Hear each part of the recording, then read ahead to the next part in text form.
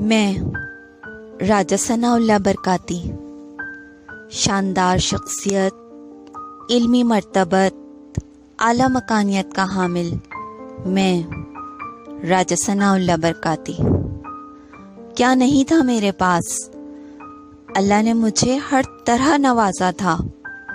ایک پرسکون بیوی بچوں والا گھرانہ، اونچا مکان، لمبی گاڑی، شاندار رہائش اور اعلیٰ علمی رتبہ۔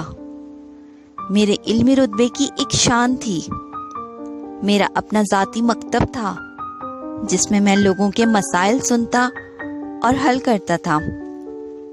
میرے علم و مرتبے کا وہ معیار تھا کہ لوگ دور دور سے اپنے مسائل لے کر میرے مکتب آتے اور میرے پاس ان مسائل کا حل ہوتا تھا۔ کیا مرد کیا عورت کیسا ہی مسئلہ لے کر آئیں، میرے پاس اس کا حل موجود ہوتا تھا۔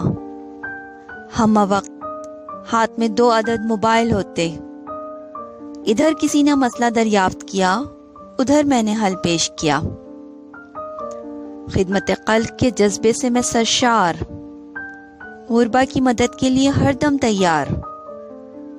میری بہت اونچی شخصیت تھی، احباب کی ایک لمبی فہرست تھی، لوگ میری عقیدت میں دیوانے تھے۔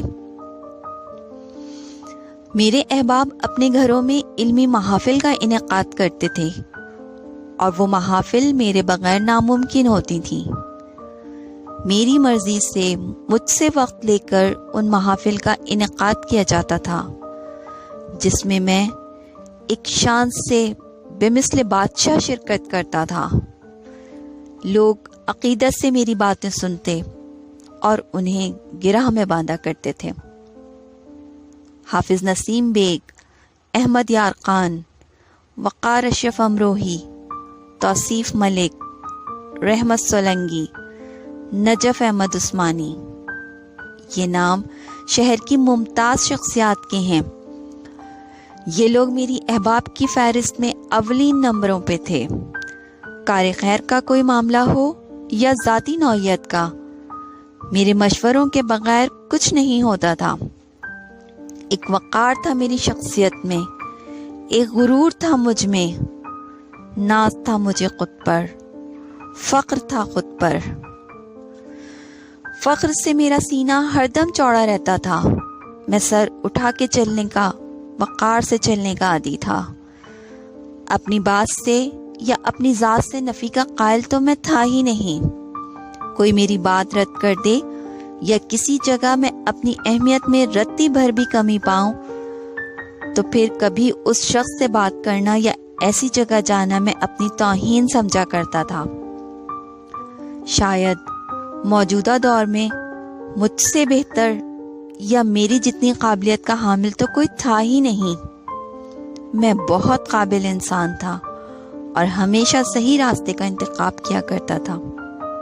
غلطیاں تو مجھ سے ہوتی ہی نہیں تھیں۔ اگر غلطیاں ہوتی تو کیا لوگ مجھ سے اتنی عقیدت رکھتے؟ مجھے زندگی میں اپنی کسی بات پہ کبھی ندامت نہیں ہوئی، کیونکہ میں کبھی غلط کرتا ہی نہیں تھا۔ میں ہمیشہ صحیح ہوتا تھا۔ میرے مکتب میں لوگ بہت شوق سے آتے تھے اور میرے علم سے مستفید ہوتے تھے۔ مرد، عورتیں سبھی اپنے مسائل لاتے اور میں اپنی عقل کا استعمال کرتے ہوئے منٹوں میں مسائل حل کر دیا کرتا تھا۔ اس دن میں اپنے مکتب جانے کے لیے تیار ہوا۔ صاف اجلے کلف والے کپڑے، لمبی گاڑی میں شان کے ساتھ مکتب کے لیے روانہ ہوا۔ چہرے پر معمول کے مطابق شان اور غرور تھا۔ مکتب میں داخل ہوا تو لوگ تعظیم سے کھڑے ہو گئے۔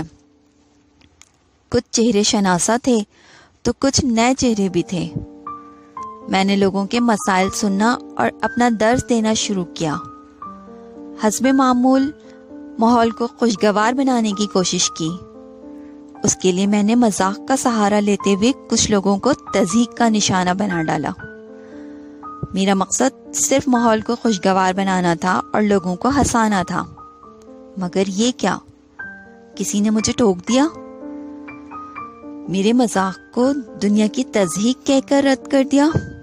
اتنی مجال کس کی تھی؟ میرے مکتب میں میری بات کو رد کر دیا جائے۔ میں راجہ ثناء اللہ برکاتی اپنی یہ توہین برداشت نہیں کر سکتا تھا۔ آخر ایسی جرت کس کی ہو گئی؟ وہ ایک پختہ عمر کی عورت تھی۔ میں نے اس کو اس جرت کی وجہ جاننے کے لیے موبائل پر اس سے رابطہ کیا۔ میرے تن بدن میں آگ لگی ہوئی تھی۔ اس عورت کی یہ مجال کیسے ہوئی کہ راجہ ثناء اللہ برکاتی کو ٹوکے؟ رابطہ کرنے پر معلوم ہوا وہ ایک غیر شادی شدہ کنواری عورت ہے، کچھ ذاتی مسئلے مسائل سے پریشان ہے۔ میں نے دل میں لگی آگ کو وقتی دبا کر اظہار ہمدردی کیا اور ذاتی طور پر ملنے کی خواہش کا اظہار کیا۔ باہمی ملاقات ہوئی تو تفصیل سے معلومات ہوئی۔ پھر وہ ایک کڑکتی دوپہر تھی جب اس سے میری پہلی ملاقات ہوئی۔ مختلف مزاج اور میرے اصولوں کے خلاف وہ عورت میرے ذہن پہ کوئی خاص نقش نہ بنا سکی، اور پہلی ملاقات اختلافات کے ساتھ انجام پذیر ہو گئی۔ میرا اندازہ تھا کہ اب کبھی ملاقات نہیں ہوگی۔ اچانک ہی مجھے بیرون ملک جانے کا ایک پیغام مل گیا۔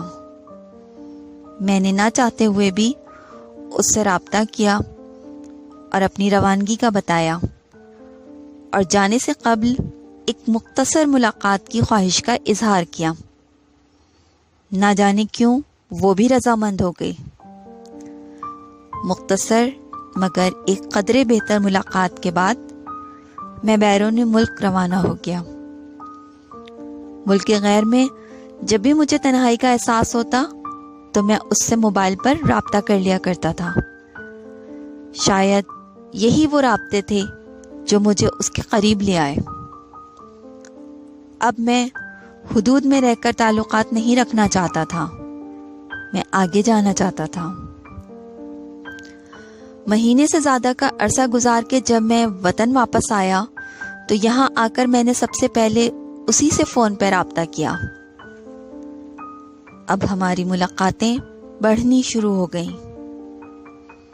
جیسے جیسے ملاقاتیں بڑھتی چلی جا رہی تھیں، میری برداشت کم ہوتی جا رہی تھی۔ میں اسے حاصل کرنا چاہتا تھا، مکمل حاصل کرنا چاہتا تھا، مگر اس نے تو خود پر ایک کھول چڑھایا ہوا تھا۔ وہ مجھے مکمل حاصل نہیں ہو رہی تھی۔ عجیب نفسیاتی عورت تھی۔ اتنی عمر میں پہنچ کر بچوں جیسی محبت کی باتیں کیا کرتی تھی۔ یہ محبت کا کوئی وجود نہیں ہوتا، یہ صرف اور صرف جذباتی باتیں ہیں، حقیقت کا ان سے کوئی تعلق نہیں ہوتا۔ میں اکثر اپنی عقل کل کے تمام تر کارروائیوں کو بروئے کار لا کے اسے دلائل کے ساتھ یہ بات سمجھاتا تھا کہ محبت کا کوئی وجود نہیں ہوتا اور یہ صرف جذباتی باتیں ہیں، مگر عجیب کوئی نیم پاگل، کوئی بے عقل عورت تھی وہ۔ اس کے پاس کہنے کے لیے صرف یہی ہوتا تھا کہ اسے مجھ سے بہت محبت ہو گئی ہے۔ میں اس کی ان تمام جذباتی باتوں کو ایک کان سے سن کر دوسرے کان سے نکال دیا کرتا تھا۔ میرا مقصد اپنے تعلق کو آگے بڑھانا تھا، محبت نہیں۔ اپنے مقصد میں کامیابی کے لیے میں نے اس سے ممکنات دریافت کیے تو اس نے نکاح کی فرمائش کر ڈالی۔ میرا قطعی نکاح کا ارادہ نہیں تھا۔ میں ایک بھرے پورے گھر کا مالک تھا، بیوی، بچے، بہن، بھائی، والدین، اتنی میری ذمہ داریاں تھیں۔ ایسے میں کہاں میں نکاح کے جھنجٹ میں پڑتا۔ میری بیٹیاں جوانی کی دہلیز پہ قدم رکھ چکی تھیں۔ ایسے میں نکاح تو میرے لیے ممکن ہی نہیں تھا۔ بس پھر ہم جدا ہی ہونے والے تھے، مگر اس بدبخت عورت کے دماغ میں محبت جیسی بیکار شے کا بھوت سوار تھا۔ اس نے تو رونا دھونا شروع کر دیا، مگر مجھے اس کے تمام آنسو مگرمچھ کے آنسو لگے۔ میں نے کئی بار سخت لہجے میں سمجھایا کہ یہ مگرمچھ کے آنسو مجھے قطعی پسند نہیں، مگر وہ بہت ڈھیٹ عورت تھی. اسے صرف ایک بات کرنی آتی تھی کہ اسے تو مجھ سے محبت ہو گئی ہے، اور مجھے محبت پہ قطعی کوئی یقین نہیں تھا. ہمارا تعلق رینگتا ہوا اپنے اختتام کی طرف جا رہا تھا کہ اچانک ایک دن میں نے اس سے خفیہ نکاح کی بابت اس کی رائے دریافت کی. اس طرح میں اپنے مقصد میں بھی حاصل کر سکتا تھا اور دنیا کو علم بھی نہیں ہوتا اور اس کی خواہش بھی پوری ہو جاتی. وہ عقل سے پیدا عورت، اس پہ میری محبت کا ایسا بھوت سوار ہو چکا تھا کہ وہ بنا کسی سے مشورہ کیے مجھ سے خفیہ نکاح پر رضامند ہو گئی. یہ عورتیں واقعی بہت بے وقوف ہوتی ہیں. محبت جیسے احمقانہ جذبے کی خاطر اتنا کچھ سہ جاتی ہیں. خیر، اس کے پاس عقل نہیں تھی تو اس میں قطعی میرا کوئی قصور نہیں تھا. مجھے تو اپنے مقصد میں کامیابی مل رہی تھی. وہ ایک عام سی شام تھی جب 2 گواہوں کی موجودگی میں ہمارا خفیہ نکاح ہوا، اور اب وہ میری منکوحہ تھی. ہم ہر تعلق استوار کر چکے تھے، لیکن میں نے تمام تعلقات محفوظ بنیادوں پر استوار کیے تھے. میں زندگی میں مسائل نہیں لانا چاہتا تھا، اور میری زندگی میں مسائل آنے کے امکانات بھی نہیں تھے، کیونکہ میں عقل کل تھا. اس کم عقل عورت کی طرح محبتوں کے جھنجٹ میں پڑنے والا تو میں ہرگز نہیں تھا.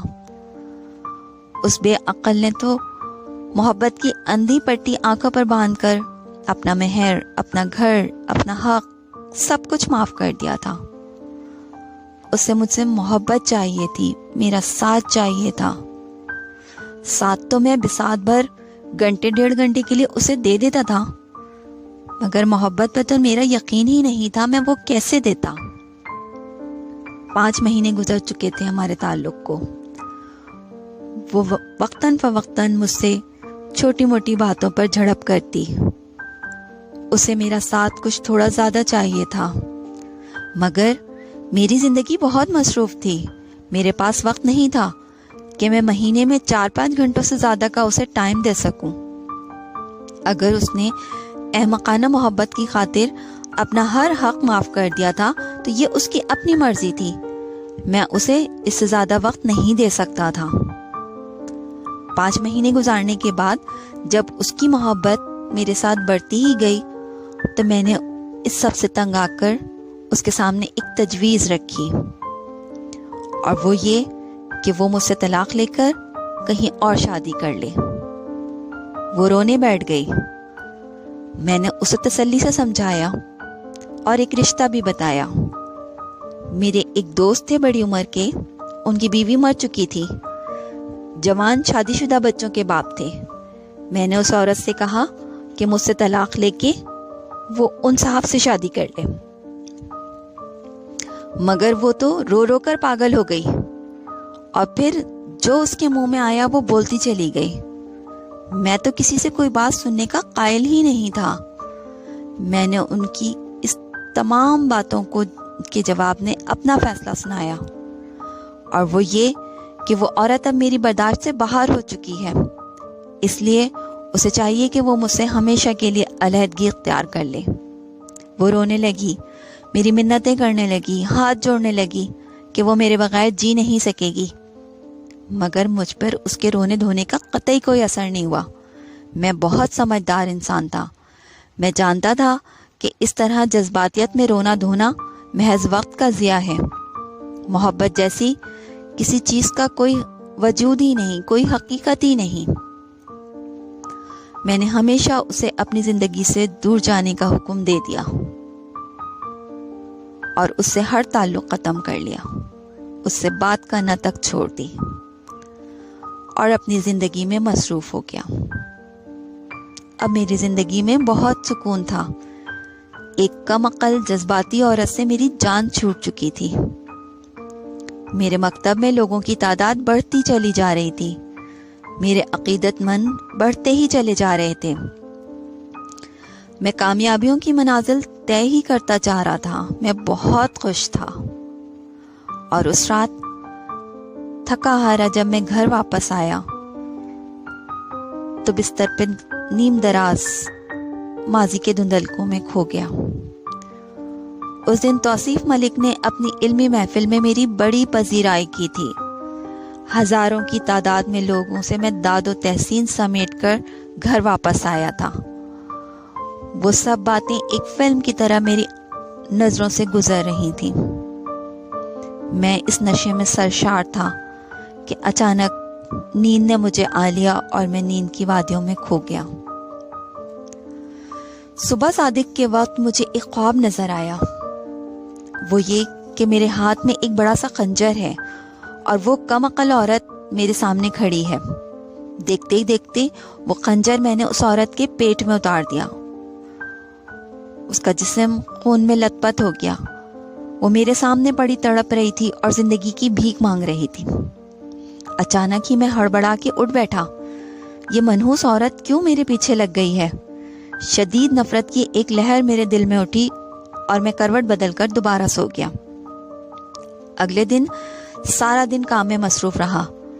شام کو گھر پہنچا تو معلوم ہوا میرا 1.5 لاکھ کا موبائل کہیں راستے میں گر چکا ہے۔ یہ سب اس منحوس عورت کے خواب میں دکھنے کی منحوسیت تھی۔ اگلے دن میں پہلے سے بھی عمدہ موبائل خرید چکا تھا، مگر پتہ نہیں یہ موبائل گرنے کا دکھ تھا یا مصروفیت کی تھکن تھی کہ مجھ جیسا ذہین فتین آدمی آج کام کے دوران بارہا بہت کچھ بھول رہا تھا۔ میری یادداشت تو کبھی اتنی بری نہیں تھی، پھر یہ آج مجھے کیا ہو گیا تھا؟ زندگی کی مصروفیات بڑھتی چلی جا رہی تھیں۔ آج بہت تھک کے سونے ہی لیٹا تھا۔ آدھی رات میں پھر وہی خواب نظر آیا کہ میں نے خنجر اس عورت کے پیٹ میں اتار دیا اور وہ ہاتھ جوڑ رہی ہے۔ اگلی صبح میں تیز بخار میں پڑا ہوا تھا۔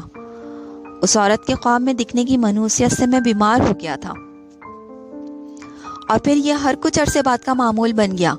مجھے وہ عورت خواب میں دکھتی اور میرا کوئی نقصان ہو جاتا۔ میں نے اپنی تمام تر علم و حکمت کو بروکار لاتے ہوئے فیصلہ کیا کہ آج میں اس سے بات کر کے اس کے دماغ ٹھکانے لگاؤں گا اور اس کو اتنی گالیاں سناؤں گا کہ اس کے دماغ سے محبت کا بھوت اتر جائے گا۔ پھر اس طرح وہ مجھے خواب میں آ کے جذباتی بلیک میلنگ کرنے سے باز آ جائے گی۔ تمام باتوں کا ایک خاکہ اپنے ذہن میں بنا کر میں نے اسے فون ملایا، مگر یہ کیا، اس کا فون کیوں بند تھا؟ میں نے پھر ٹرائی کی، بار بار ٹرائی کی، ہر بار فون بند۔ شاید منحوس عورت نے اپنا نمبر ہی تبدیل کر لیا تھا۔ پھاڑ میں جائے میری بلا سے، یہ سوچ کے میں نے فون رکھ دیا۔ اور آج پھر وہ خواب مجھے دکھا، مگر اس میں تبدیلی تھی۔ آج وہ عورت مجھ سے زندگی کی بھیک نہیں مانگ رہی تھی، بلکہ اس کا لاشا ٹھنڈا ہو چکا تھا۔ میں نے دل میں سوچا، خس کم جہاں پاک، اور پھر سو گیا۔ اگلی صبح کام سے نکلا تو حافظ نسیم بیگ کا فون آ گیا۔ 1 گھنٹے بعد ارجنٹ ملاقات کی گزارش کی۔ میں نے فوراً حامی بھر لی۔ اب گھر سے تو میں نکل چکا تھا، 1 گھنٹہ میں کیا کرتا؟ میں نے سوچا اس عورت کی گھر کی طرف جا کر دیکھوں۔ اگر راستے میں وہ مجھے کہیں جاتی دکھ جائے تو اسے روک کے خوب گالیاں سناؤں۔ میں یہ جانتا تھا کہ یہ ایک فضول سوچ ہے، راستے میں جاتے دکھنے کے امکانات تو صرف 2% تھے، مگر پھر بھی نہ جانے کیوں غیر ارادی طور پہ میں اس کے گھر کی طرف روانہ ہو گیا۔ اس کے گھر کے قریب پہنچا تو ہلکے رنگ کا ایک ٹینٹ لگا نظر آیا۔ تجسس دل میں بھرے گھر کے قریب دکانداروں کے پاس گیا اور معلومات کی۔ معلوم ہوا وہ عورت اب اس دنیا میں موجود نہیں۔ چونکہ اس عورت سے میرا ایک تعلق رہ چکا تھا تو لمحے بھر کے لیے دل میں ہلکا سا احساس بھی ہوا، مگر اگلے ہی لمحے عقل و فراست سے کام لیتے ہوئے میں نے اس خیال کو ذہن سے جھٹک دیا اور شکر ادا کیا کہ وہ اس دنیا سے چلی گئی۔ ایسے جذباتی لوگوں کو تو جینے کا کوئی حق نہیں ہوتا، اچھا ہوا مر گئی۔ یہی سوچتا ہوا میں گاڑی میں بیٹھ گیا۔ ابھی گاڑی اسٹارٹ ہی کی تھی کہ کسی نے شیشے پہ ہلکا سا کٹکھٹایا۔ وہ ایک چھوٹا سا بچہ تھا۔ اتنا خوش شکل خوش لباس بچہ مانگنے والا بچہ تو نہیں ہو سکتا، یہ سوچ کر گاڑی کا شیشہ نیچے کیا۔ وہ بچہ مجھے ہاتھ میں ایک پرچہ دے کر بھاگ گیا۔ पर्चा खोला तो कुछ यूं लिखा था, अस्सलाम वालेकुम भाई, मैंने आपकी बहुत सी तस्वीरें देखी जिसके सबब आपको पहचानने में आसानी हुई। मैं मरहूमा की बहुत करीबी दोस्त हूँ और मैं ही वो हस्ती हूँ जो इस शादी के बारे में जानती थी। मेरी दोस्त आपसे वाकई बहुत मोहब्बत करती थी। अल्लाह गवाह है, वो आपके अलावा किसी और के बारे में सोचना भी गुनाह समझती थी। जिस तरह आप उसको छोड़कर चले गए वो उसके लिए सुहाने रूह था। उसके बाद वो दिल के आर्जे में मुब्तला हो गई। उसकी बीमारी रफ्ता रफ्ता बढ़ती चली गई और कल रात एक खतरनाक हार्ट अटैक ने उसकी जान ले ली। अब वो इस दुनिया में नहीं, मरते मरते वो आपको याद करके मरी है। हो सके तो उसके जनाजे को कांधा देने के लिए कुछ देर रुक जाइएगा, क्योंकि ये उसकी ख्वाहिश थी। अजीब पागल जज्बाती औरतें हैं ये सारी की सारी औरतें, होती ही बेवकूफ़ हैं। ये सोचते हुए मैंने वो कागज़ फाड़ के फेंक दिया। भला कांधा देने से क्या होगा अब, अहमक औरत। मुझे देर हो रही थी। मैंने हाफिज नसीम बेग को टाइम दिया हुआ था, मुझे वहां पहुंचना था। मैंने वो पर्चा फेंका और रवाना हो गया। वहां पहुंचने पर हाफिज नसीम बेग ने बड़ी गर्म जोशी से मेरा इस्तकबाल किया। मुझे मेहमानों तक ले गए। मेरी शख्सियत किसी भी तारुफ की मोहताज ना थी। सब मेहमानों ने हाथों में हाथ लिए मेरा इस्तकबाल किया। लोगों के सवालात शुरू हो गए, मगर आज मेरे कान में कुछ मसला हो रहा था। मुझे लोगों की बातें सही सुनाई नहीं दे रही थी। मैं चंद मिनटों की रुख्सत लेके वॉशरूम गया, हाथ मुंह धोया और फिर लोगों के सामने हाजिर हो गया। अब लोगों की आवाज़ें मुझे बिल्कुल साफ सुनाई दे रही थी। मगर ये क्या, यहाँ मौजूद हर मर्द औरत की आवाज़ में क्यों बात कर रहा था? ये कोई मज़ाहिया महफिल तो ना थी। फिर ये कैसी बदतमीजी। मैंने बुलंद आवाज में लोगों को खामोश करवाया और सख्त अल्फाज में उनसे बाज़पुर्स की और बताया कि मुझे मजाक बिल्कुल पसंद नहीं है, लिहाजा औरतों की आवाज में बात करने जैसे मजाक से बिल्कुल बाज रहा जाए। मेरे खामोश होने पर हर कोई हैरत से मेरा मुंह देखने लगा। हाफिज नसीम बेग मेरा हाथ थामकर मुझे अंदर ले गए। मेरी खैरियत दरियाफ्त की, मुझे पानी पिलाया और बताया कि कोई भी औरत की आवाज में बात नहीं कर रहा था, यह आपका वहम है। हाफिज नसीम के झूठ पर मुझे सख्त तैश आया और मैंने उनको वो खरी खरी सुनाई कि उनका दिमाग ठिकाने आ गया और साथ ही मैं महफिल से उठाया। अगले दिन अहमद यार खान का मेरे पास फोन आया। मेरी खैरियत दरियाफ्त की और मुझसे मिलने का इरादा किया। मैंने उन्हें अपने घर मधुगर लिया। वो अपने साथ तौसीफ मलिक को भी लेते हुए आए थे। इधर उधर की कुछ बातों के बाद इन दोनों ने अपने आने का मकसद बताया। हाफिज नसीम बेग के कहने पर वो दोनों मेरे पास आए थे और ये कह रहे थे कि मैं हाफिज नसीम बेग से अपने कल के रवैये की माफ़ी मांग लूं। मैं तो गुस्से से पागल हो गया। माफ़ी मांगूं? और मैं? माफ़ी का लफ्ज़ तो मेरी लुगत में शामिल ही नहीं। फिर कल तो गलती भी हाफिज नसीम बेग और उनके मेहमानों की थी, मैं क्यों माफ़ी मांगूं? तैश में आकर मैंने अहमद यार खान और तौसीफ मलिक को भी वो सुनाई कि उनके होश ठिकाने आ गए। वो दोनों कुछ देर मेरा मुंह देखते रहे और फिर मेरे पास से उठकर चले गए। शिद्दत गुस्से से मेरा पूरा वजूद कांप रहा था। इतने में मेरा बेटा अंदर आया और बताया कि बाहर कुछ लोगों में लड़ाई हो गई है। उन्होंने एक दूसरे पे डंडे और पत्थर बरसाने शुरू कर दिए हैं।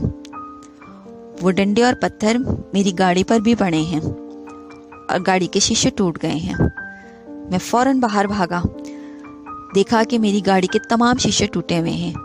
देखा देखी लोगों ने बाहर आग लगा दी और मेरी आंखों के सामने वो आग मेरी गाड़ी तक पहुंच गई और मेरी गाड़ी को अपनी लपेट में ले लिया।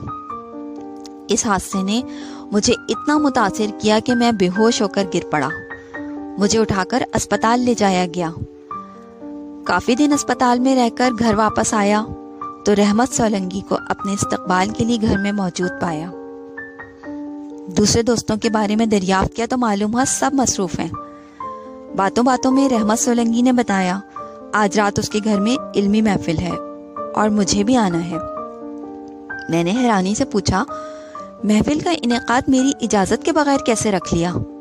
اور میں تو آج لوگوں کے سوال دینے کا ہرگز متحمل نہیں ہو سکتا۔ رحمت سولنگی نے نہایت تحمل سے کہا کہ اس محفل میں صرف ایک مہمان ہوں اور سوالات کے جوابات دینے کے لیے کوئی اور قابل شخص مدعو ہے۔ مجھ سے زیادہ قابل کون ہو سکتا ہے؟ میں نے شدید طیش میں دریافت کیا۔ حضرت، طیش نہ کھائیں۔ اب تمام احباب نے مل کر مشترکہ فیصلہ کیا ہے کہ اپنی محافل میں سوالات کے جوابات کے لیے ہم کسی اور کو مدعو کریں گے اور آپ ہمارے صرف مہمان ہوں گے۔ مجھے کوئی شوق نہیں ایسی شرکت کا۔ میں غصے سے دھاڑا، اگر تم سب کا یہی فیصلہ ہے تو میں آج سے تم سب کا بائیکاٹ کرتا ہوں۔ بھاڑ میں جاؤ تم سب۔ رحمت سولنگی کچھ دیر میری شکل دیکھتا رہا اور پھر اٹھ کر چلا گیا۔ مجھے مکمل صحت یاب ہونے میں 2 سے 3 دن لگ گئے۔ تیسری صبح اٹھ کر میں نے اپنی موٹر سائیکل نکالی اور مکتب کی طرف روانہ ہوا۔ وہاں پہنچا تو دیکھتا ہوں کہ سب لوگ غیر حاضر ہیں۔ میں نے مکتب کے انچارج کو طلب کیا اور کہا کہ تمام لوگوں کو میری صحت یابی کی اطلاع دے دی جائے۔ اس نے خالی نظروں سے میری طرف دیکھا اور کہا، حضرت، تمام لوگوں نے دوسرا مکتب جوائن کر لیا ہے۔ میں غصے سے پاگل ہو گیا۔ کہاں مر گئے سب منحوس؟ میں نے نفرت سے دریافت کیا۔ کوئی جواب نہ آیا۔ تو طیش میں پاس میں پڑی ہوئی ایک لکڑی اٹھا کے میں نے کھڑکی پہ دے ماری اور کھڑکی کے تمام شیشے ٹوٹ گئے۔ نیا دن نکلا تو میں نے مکتب کی تعمیر شروع کی اور نئے عقیدت مندوں کے حصول کی کوششیں شروع کی، مگر میری ہر کوشش بے سود جا رہی تھی۔ لوگ مجھ سے بھاگنے لگے تھے، مجھ سے نفرت کرنے لگے تھے شاید۔ اب یہ میرا روز کا معمول بن گیا تھا کہ 8-10 لوگوں سے میری روز جھڑپ ہو جاتی۔ مجھے نفرت ہو گئی تھی دنیا کے لوگوں سے۔ زندگی گزرتی چلی جا رہی تھی، مگر لوگ پاس آنے کی بجائے دن بدن دور ہوتے چلے جا رہے تھے۔ اب تو میرے بیٹے بھی جوان ہو گئے تھے، بیٹیاں اپنے گھروں کو جا چکی تھیں۔ آج پھر میں باہر سے کافی تو میں کر کے واپس گھر آیا۔ اپنے کمرے میں پہنچا تو میرے بیٹے بھی میرے کمرے میں آئے اور مجھ سے میرے اطوار بدلنے کی پرزور لہجے میں بات کی۔ ان کا کہنا تھا کہ محلے کے لوگ ان سے ان کے باپ کے رویے کی شکایت کرتے ہیں۔ میرے بیٹوں نے، میری اپنی اولاد نے، جن کو میں نے پالا تھا، مجھے گھر سے نکلنے سے منع کیا، مجھے سختی سے تلقین کی اور کہا کہ میرا گھر سے باہر نکلنا ان کی بدنامی کا باعث بن رہا ہے۔ شدت غصے سے میں بے ہوش ہو کر گر پڑا۔ وقت گزرتا گیا۔ آج 80 کی دہائی بھی میں پار کر چکا ہوں۔ میرے جسم میں اتنی طاقت نہیں کہ میں اٹھ کے چل پھر سکوں، آنکھوں میں اتنی بینائی بھی نہیں کہ میں کچھ پڑھ سکوں، دماغ میں اتنی طاقت نہیں کہ لوگوں کی بات سمجھ سکوں، زبان میں اتنی طاقت نہیں کہ لوگوں کو ترکی بترکی جواب دے سکوں۔ طاقت ہے تو بس یادوں میں، ماضی کی یادوں میں، ہر وقت مجھ پر حاوی رہتی ہیں۔ بیوی نیک بخت تمام بچوں کے فرائض سے سبکدوش ہو کر اصلی آرام گاہ تک پہنچ چکی ہے۔ سب ماں باپ، بہن بھائی، دوست احباب سب دائی اجل کو لبیک کہہ چکے ہیں۔ میں گھر کے ایک کونے میں پڑا اپنی ضرورت کے لیے اپنے بیٹوں اور ان کی بیویوں کا محتاج ہوں۔ بیٹوں کے پاس وقت نہیں کہ وہ اپنے کاروبار چھوڑ کر مجھے وقت دے سکیں۔ بیٹوں کی بیویوں کی روز آواز میرے کانوں سے ٹکراتی ہے، ابا کو اولڈ ہاؤس چھوڑاؤ، ہم سے خدمت نہیں ہوتی۔ میں یہ سب اپنے کانوں سے سنتا ہوں، مگر زبان میں اتنی سکت نہیں کہ ان کو جواب دے سکوں۔ میں روز جیتا ہوں اور روز مرتا ہوں۔ میں راجہ ثناء اللہ برکاتی، اتنی بڑی جائیداد، عقل و فراست کا مالک، گھر کے ایک کونے میں پڑا پل دو پل کی محبت کو ترس رہا ہوں۔ پیار کے 2 بول، محبت کے 2 لمحے، کاش کوئی مجھے دے جائے۔ کاش کوئی میری پیاسی روح کو سیراب کر جائے تاکہ میرا دم آسانی سے نکل جائے، مگر کسی کے پاس وقت نہیں میرے لیے، کسی کے پاس محبت نہیں مجھے دینے کے لیے۔ ہر کسی کو سمجھانا چاہتا ہوں محبت میں بڑی طاقت ہے، لیکن میری زبان ہی ساتھ نہیں دے رہی کہ میں بول سکوں۔ میں مرنا چاہتا ہوں مگر مجھے موت نہیں آ رہی ہے۔ کاش کوئی 2 پل کی محبت دے کے میری زندگی کو ختم کر دے۔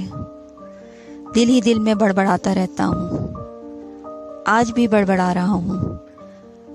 اے پاگل عورت، او پاگل عورت، کہاں ہے تو؟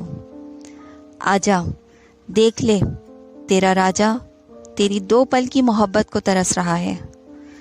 تجھے تو محبت پہ بڑا یقین تھا نا، پھر آج کہاں ہے تو؟ دیکھ، تیرا راجا تیری محبت کی بھیک مانگ رہا ہے، مگر میری بازگشت میری ہی سماعت تک رہ جاتی ہے۔ جب زور سے بولتا ہوں تو گھر میں موجود بہوؤں کی آوازیں آتی ہیں، یہ پاگل بڈھا آدھی آدھی رات میں بھی بڑبڑاتا رہتا ہے۔ 1000 بار کہا ہے اولڈ ہاؤس چھوڑاؤ مگر کوئی سنتا ہی نہیں۔ سب کچھ سن رہا ہوں، سب کچھ سہ رہا ہوں، مگر اس پاگل احمق عورت کو تو کچھ سنا ہی نہیں دے رہا۔ شاید وہ مر گئی ہے، بس میں ہی زندہ ہوں۔ میں زندہ نہیں رہنا چاہتا۔ یہ زندگی مجھے کتنی اذیت دیتی ہے یہ میں جانتا ہوں۔ زندگی مجھے کیسی اذیت دیتی ہے یہ بیان سے باہر ہے۔ میں روز مرتا ہوں، روز جیتا ہوں، مگر میں زندہ ہوں۔ میرے ناتواں کاندھے زندگی کا بوجھ نہیں اٹھا پا رہے۔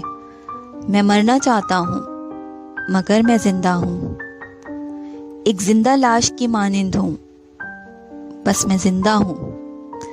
آخر کب تک میں زندہ ہوں اور کیوں میں زندہ ہوں؟